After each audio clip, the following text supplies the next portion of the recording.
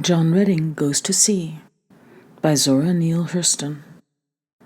The villagers said that John Redding was a queer child. His mother thought he was too. She would shake her head sadly and observe to John's father, "Alf, it's too bad our boy's got a spell on him." The father always met this lament with indifference, if not impatience. "Ah, woman, stop that talk about conjure. 'Tain't so nohow.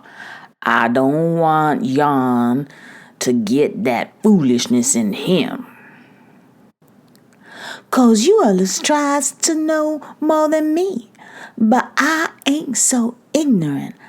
I knows a heap myself. Many's the people been drove out of their senses by conjuration or rid to death by witches." "I keep on telling you, woman, 'tain't so.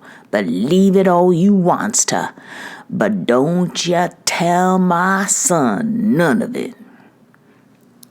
Perhaps 10-year-old John was puzzling to the simple folk there in the Florida woods, for he was an imaginative child and fond of daydreams.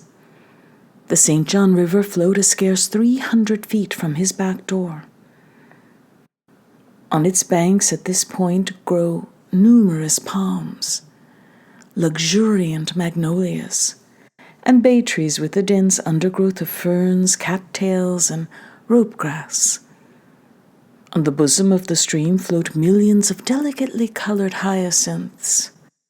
The little brown boy loved to wander down to the water's edge, and casting in dried twigs, watch them sail downstream to Jacksonville, the sea, the wide world.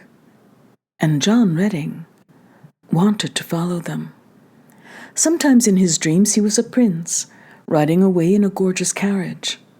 Often he was a knight, bestride a fiery charger prancing down the white shell road that led to distant lands. At other times he was a steamboat captain, piloting his craft down the St. John River, to where the sky seemed to touch the water. No matter what he dreamed or who he fancied himself to be, he always ended by riding away to the horizon. For in his childish ignorance, he thought this to be the farthest land. But these twigs, which John called his ships, did not always sail away. Sometimes they would be swept in among the weeds, growing in the shallow water, and be held there. One day his father came upon him scolding the weeds for stopping his seagoing vessels. "Let go my ships, you old mean weeds, you!" John screamed and stamped impotently. "They wants to go away. You let 'em go on." Alfred laid his hand on his son's head lovingly. "What's matter, son?" "My ships, Pa," the child answered, weeping. I throwed them in to go way off, and them old weeds won't let 'em." Well, don't cry. I thought you was a grown-up man. Men don't cry like babies. You mustn't take it too hard about your ships. You gotta get us to things getting tied up. There's lots of folks that'd go on off too if something didn't catch 'em and hold 'em. Alfred Redding's brown face grew wistful for a moment, and the child, noticing it, asked quickly, "Do weeds tangle up folks too, Pa?" Now, no, child, don't be taking too much stock of what I say. I talks in parables sometimes. Come on, let's go on to supper. Alf took his son's hand and started slowly toward the house. Soon, John broke the silence. "Pa, when I gets as big as you, I'm going farther than them ships. I'm going to where the sky touches the ground." Well, son, when I was a boy, I said I was going to, but here I am. I hopes you have better luck than me. Pa, I bet you I seen something in the wood like you ain't seen. What? See that tallest pine tree over there? How it looks like a skull with a crown on?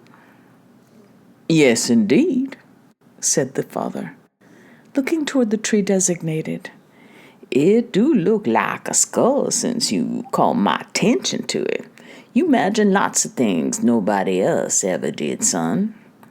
Sometimes, Pa, that old tree waves at me just after the sun goes down and makes me sad and scared, too.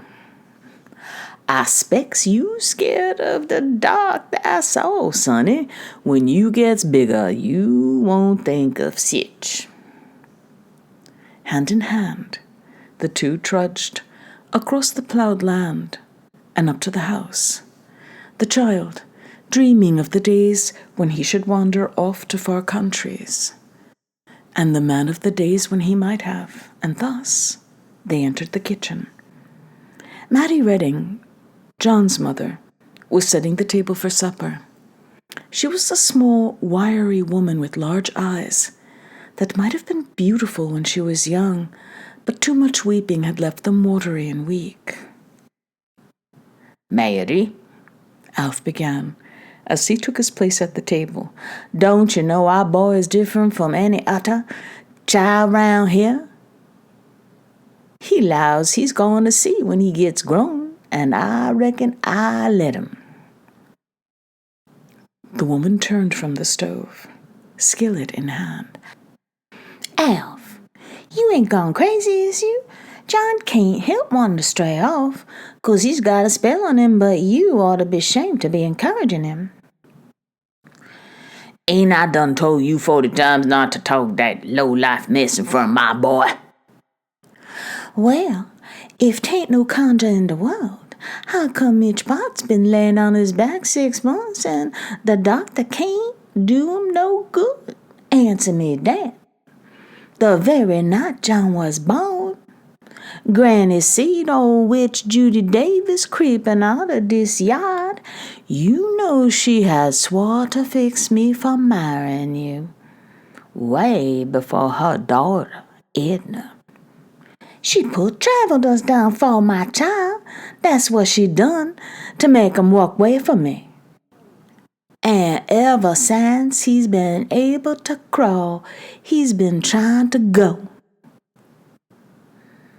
Mary, a man don't need no travel dust to make him want to hit the road. It's just come natural for a man to travel. They all wants to go at some time or other, but they can't all get away.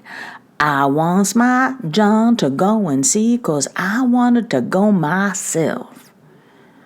When he comes back and can see 'em foreign places with his eyes, he can't help wanting to go 'cause he's a man-child. Mrs. Redding promptly went off into a fit of weeping, but the man and boy ate supper unmoved. 12 years of married life had taught Alfred that far from being miserable when she wept, his wife was enjoying a bit of self-pity. Thus, John Redding grew to manhood, playing, studying, and dreaming. He attended the village school, as did most of the youth about him, but he also went to high school at the county seat, where none of the villagers went.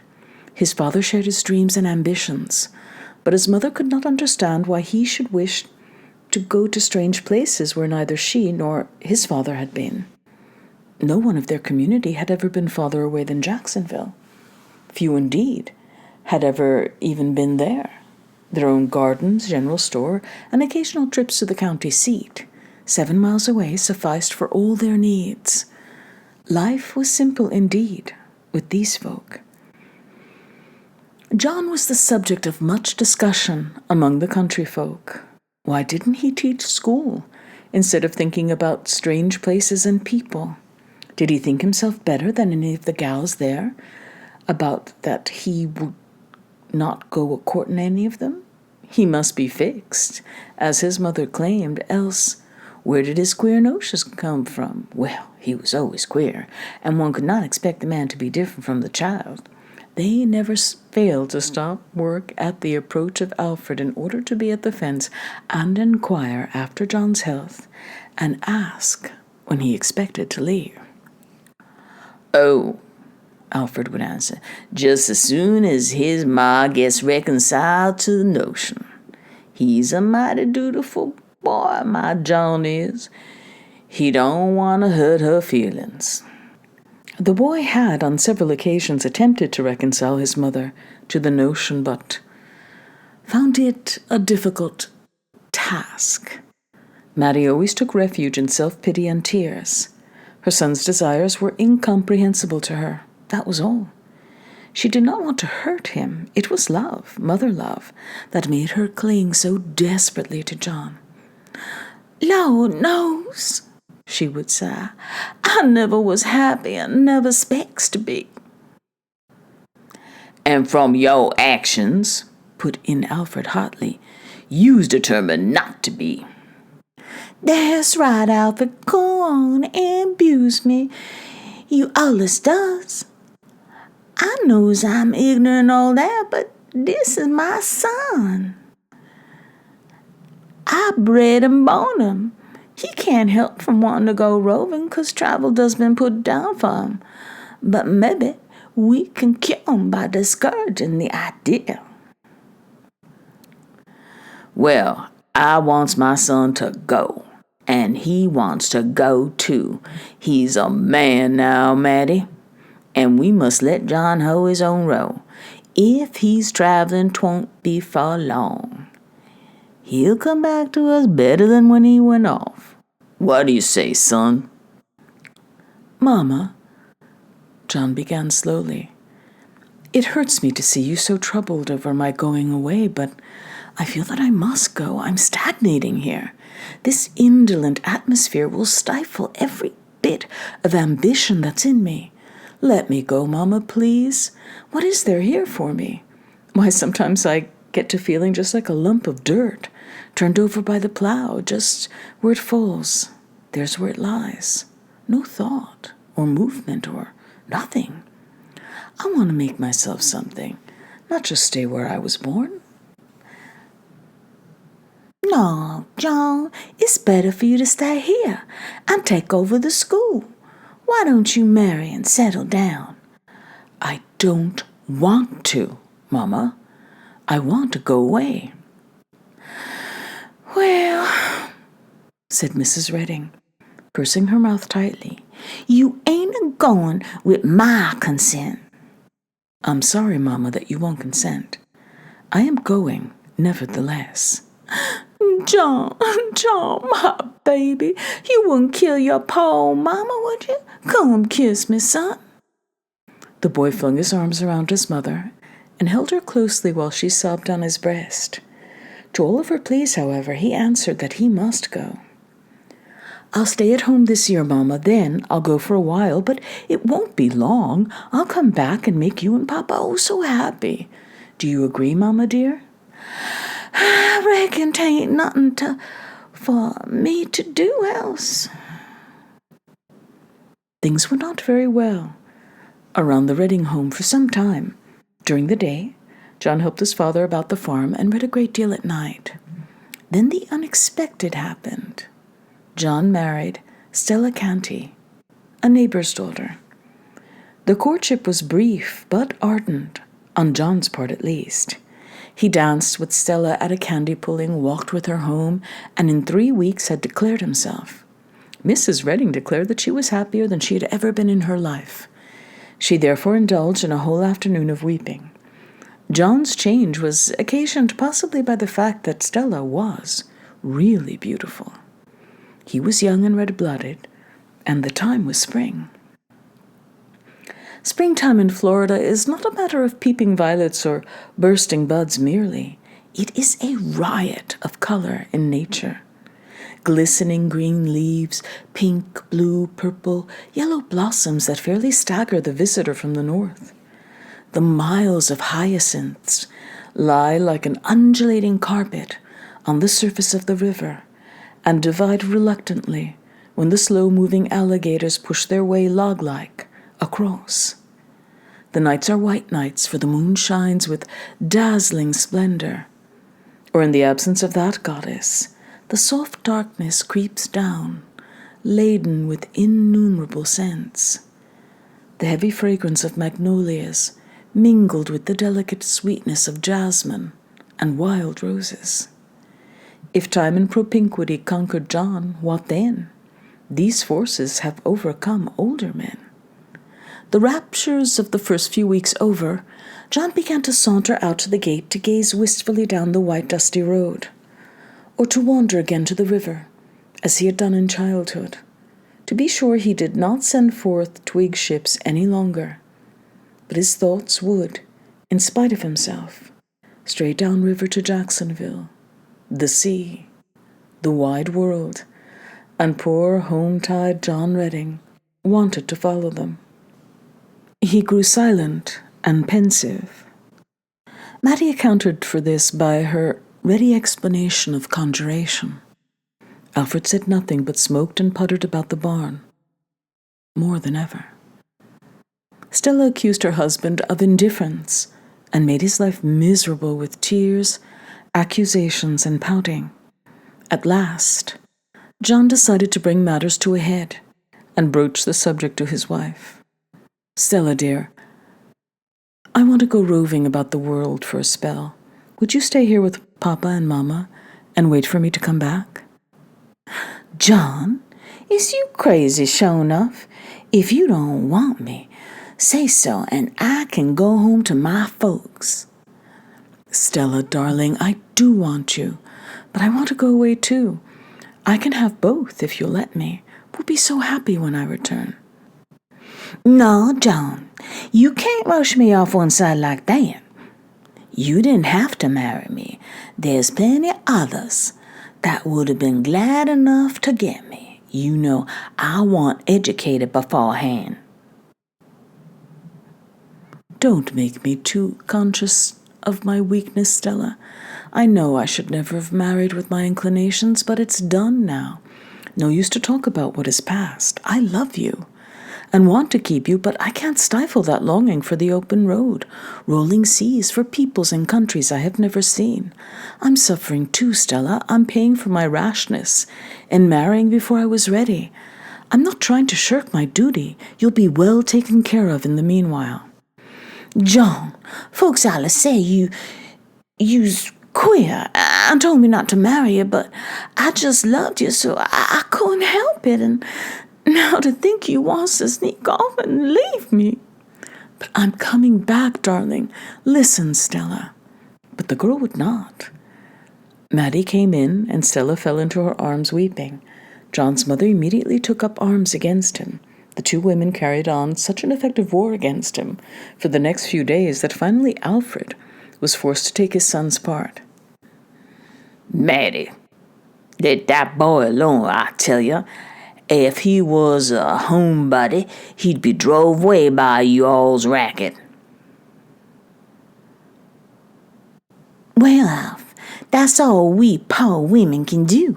We want our husbands and our sons. John's got a wife now, and he ain't got no business to be talking about going nowheres. I allowed that marrying Stella would settle him."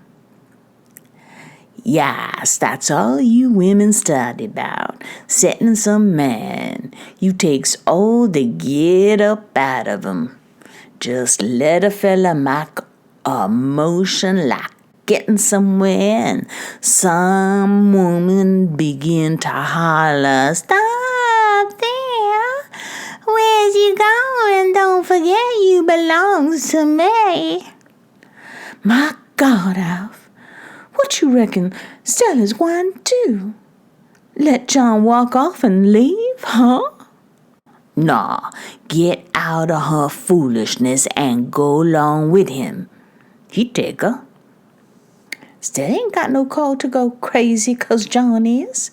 She ain't no woman to be Flopping round from place to place like some of these reps for section gang." The man turned abruptly from his wife and stood in the kitchen door. A blue haze hung over the river, and Alfred's attention seemed fixed upon this. In reality, his thoughts were turned inward. He was thinking of the numerous occasions upon which he and his son had sat on the fallen log at the edge of the water and talked of John's proposed travels. He had encouraged his son, given him every advantage his poor circumstances would permit, and now John was home-tied. The young man suddenly turned the corner of the house and approached his father.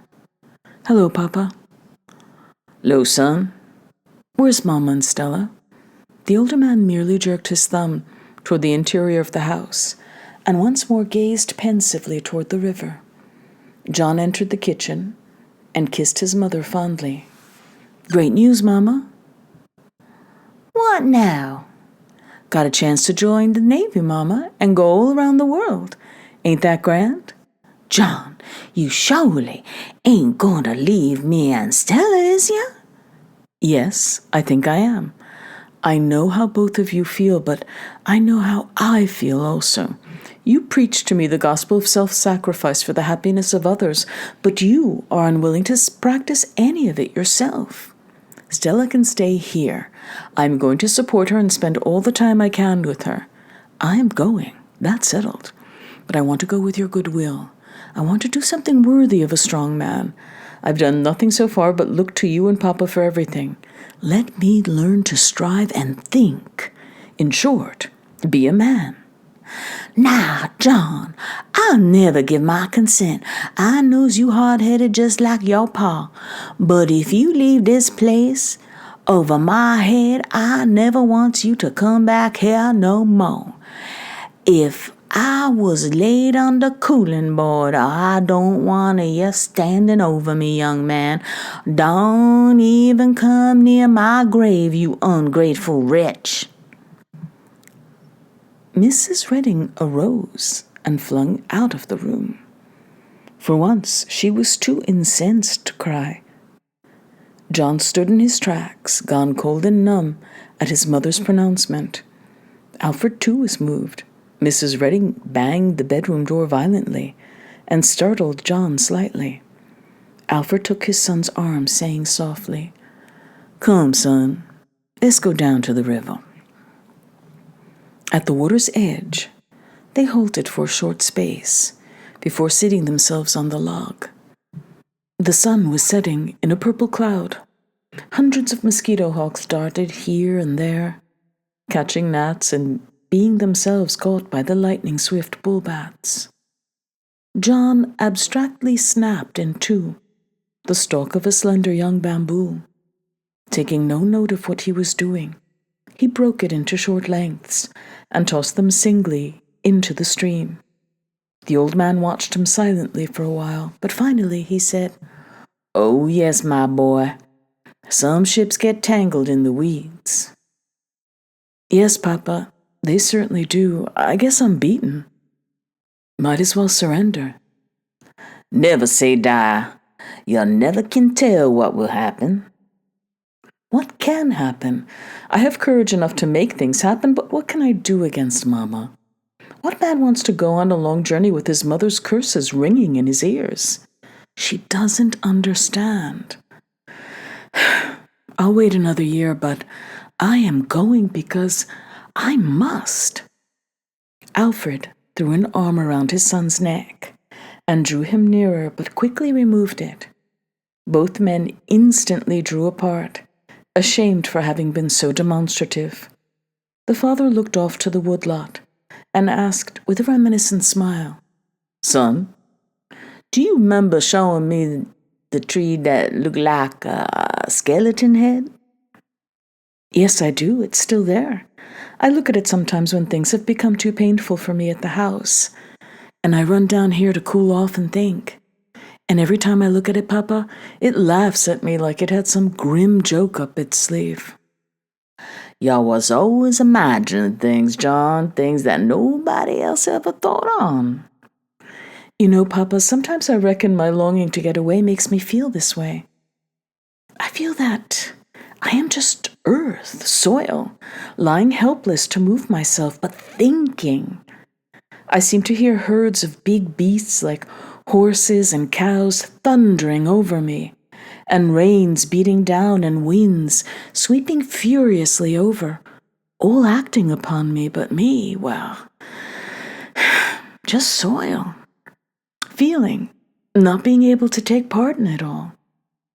Then a soft wind like love passes over and warms me, and a summer rain comes down like understanding and softens me, and I push a blade of grass or flower or maybe a pine tree. That's the ground thinking. Plants are ground thoughts because the soil can't move itself. Whenever I see little whirls of dust sailing down the road, I always step aside. Don't want to stop them because they're on their shining way, moving. Oh, yes, I'm a dreamer. I have such wonderfully complete dreams, Papa. They never come true, but even as my dreams fade, I have others. Yeah, son. I have them feelings exactly, but I can't find no words like you do. It seems like you and me see with the same eyes, hear with the same ears, and even feel the same inside. Only thing you can talk and I can't. But anyhow, you speaks for me, so what's the difference? The men arose without more conversation. Possibly they feared to trust themselves to speech. As they walked leisurely toward the house, Alfred remarked the freshness of the breeze. "It's about time the rain sets in," added his son. "The year is wearing on." After a gloomy supper, John strolled out into the spacious front yard and seated himself beneath a chinaberry tree. The breeze had grown a trifle stronger since sunset and continued from the southeast. Maddie and Stella sat on the deep front porch, but Alfred joined John under the tree. The family was divided in 2 armed camps, and the hostilities had reached that stage where no quarter could be asked or given. About 9 o'clock, an automobile came flying down the dusty white road and halted at the gate. A white man slammed the gate and hurried up toward the house, but stopped abruptly before the men beneath the chinaberry. It was Mr. Hill, the builder of the new bridge that was to span the river. Howdy, John. Howdy, Alf. I'm mighty glad I found you. I'm in trouble. Well, now, Mr. Hill, answered Alfred slowly but pleasantly, we's glad you found us too. What trouble could you be having now? It's the bridge. The Weather Bureau says the rains will be upon me in 48 hours. If it catches the bridge as it is now, I'm afraid all my work of the past 5 months will be swept away, to say nothing of $250,000 worth of labor and material. I've got all my men at work now, and I thought to get as many extra hands as I could to help out tonight and tomorrow. We can make her weather tight in that time if I get about 20 more. "I'll go, Mr. Hill," said John with a great deal of energy. "I don't want Pop out on that bridge. Too dangerous." Good for you, John, cried the white man. Now, if I had a few more men of your brawn and brain, I could build an entirely new bridge in 48 hours. Come on, and jump into the car.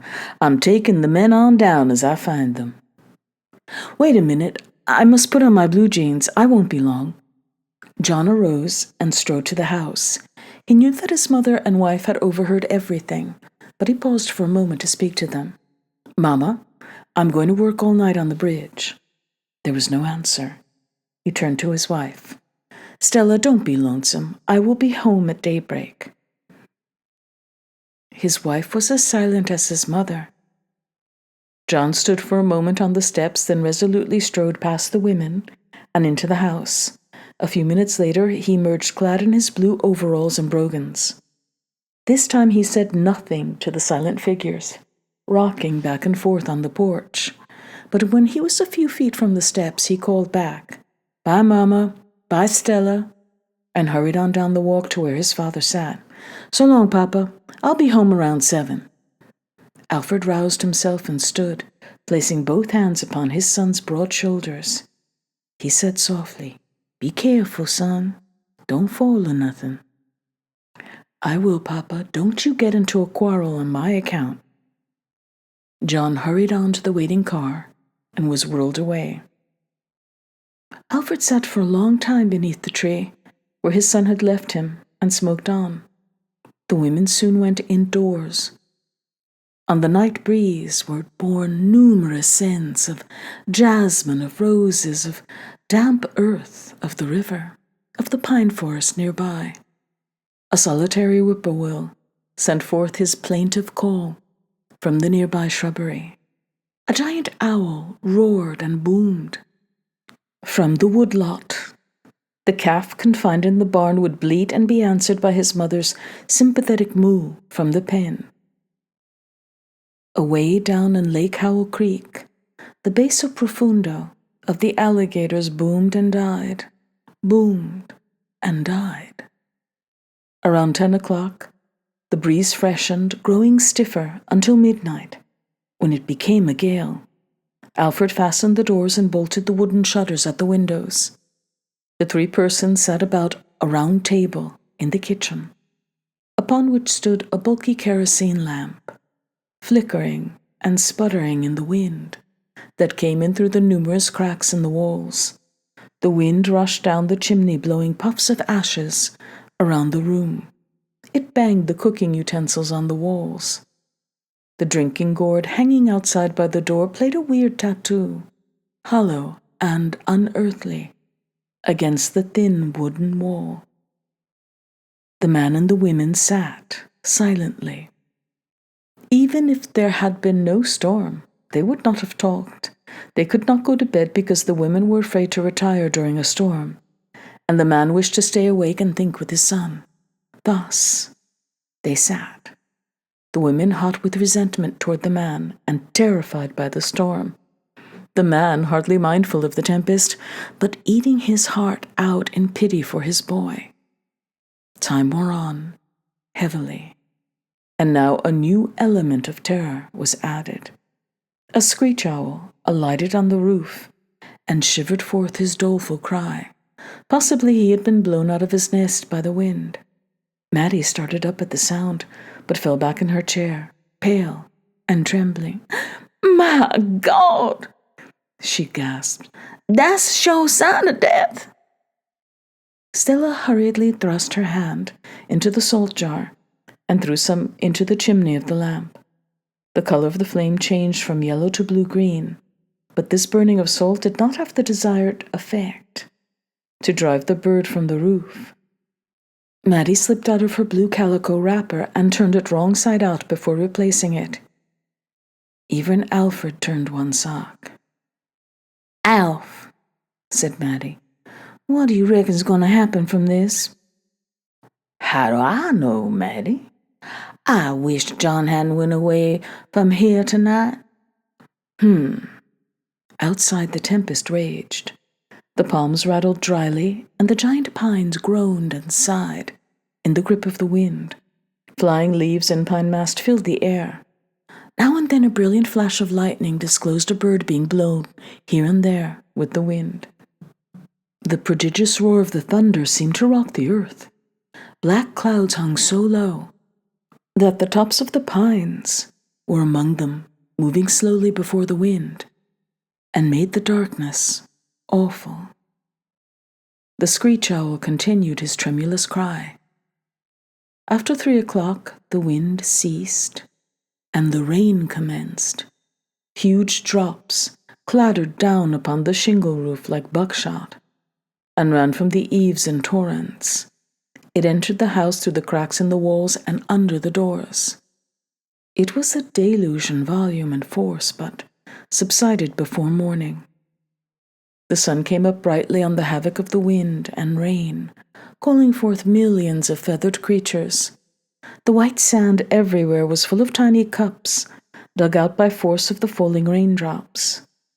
The rims of the little depressions crunched noisily underfoot. At daybreak, Mr. Redding set out for the bridge. He was uneasy. On arriving, he found that the river had risen 12 feet during the cloudburst and was still rising. The slow St. John was swollen far beyond its banks and rushing on to sea like a mountain stream, sweeping away houses, great blocks of earth, cattle, trees, in short, anything that came within its grasp. Even the steel framework of the new bridge was gone. The siren of the fiber factory was tied down for half an hour, announcing the disaster to the countryside. When Alfred arrived, therefore, he found nearly all the men of the district there. The river, red and swollen, was full of floating debris. Huge trees were swept along as relentlessly as chicken coops and fence rails. Some steel piles were all that was left of the bridge. Alfred went down to a group of men who were fishing members of the ill-fated construction gang out of the water. Many were able to swim ashore unassisted. Wagons backed up and were hurriedly driven away, loaded with wet, shivering men. 2 men had been killed outright. Others seriously wounded. 3 men had been drowned. At last, all had been accounted for, except John Redding. His father ran here and there asking for him, or calling him. No one knew where he was. No one remembered seeing him since daybreak. Dozens of women had arrived at the scene of the disaster by this time. Mattie and Stella, wrapped in woolen shawls, were among them. They rushed to Alfred in alarm and asked where was John. I don't know, answered Alfred impatiently. That's what I'm trying to find out now. Do you reckon he's run away? asked Stella, thoughtlessly. Mattie bristled instantly. No, she answered sternly. He ain't no sneak. The father turned to Fred Mims, one of the survivors, and asked him where John was and how the bridge had been destroyed. You see, said Mims, when that terrible wind come up, we was 'bout the middle of the river. Some of us was on the bridge, some on the derrick. The wind blows so hard, we could scarcely stand, and Miss Till told us to set foot for a spell. He's afraid some of us won't go overboard.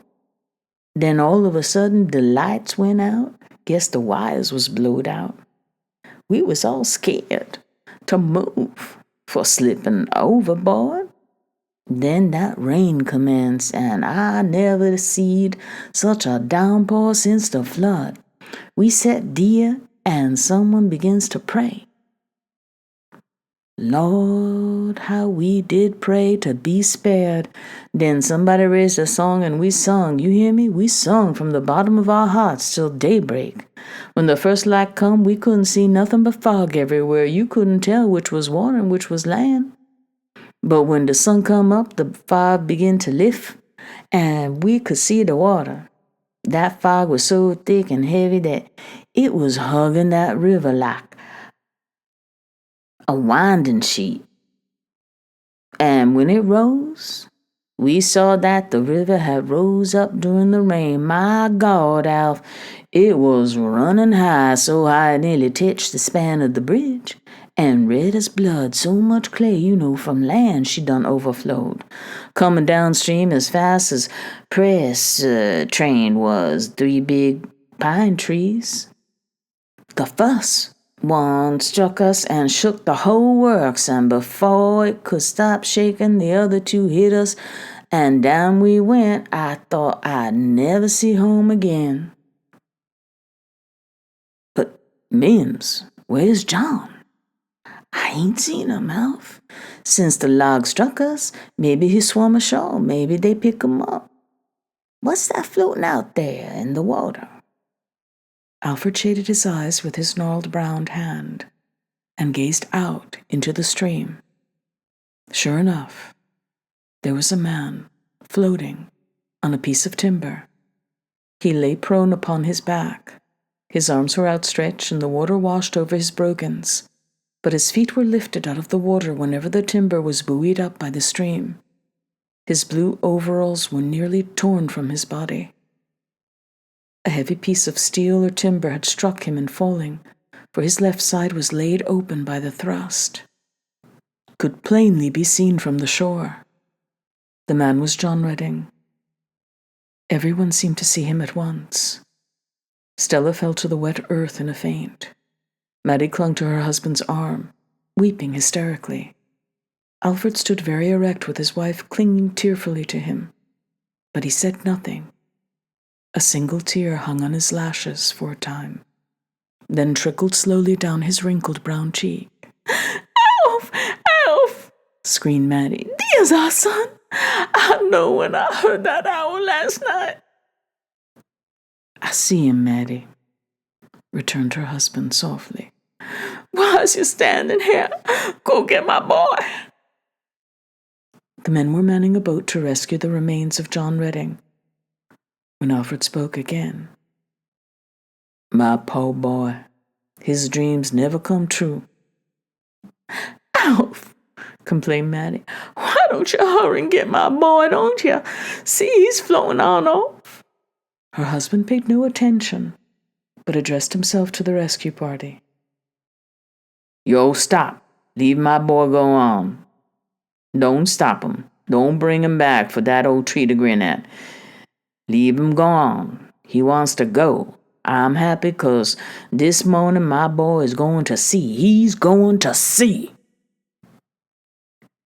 Out on the bosom of the river, bobbing up and down, as if waving goodbye, piloting his little craft on the shining river road, John Redding floated away toward Jacksonville, the sea, the wide world, at last.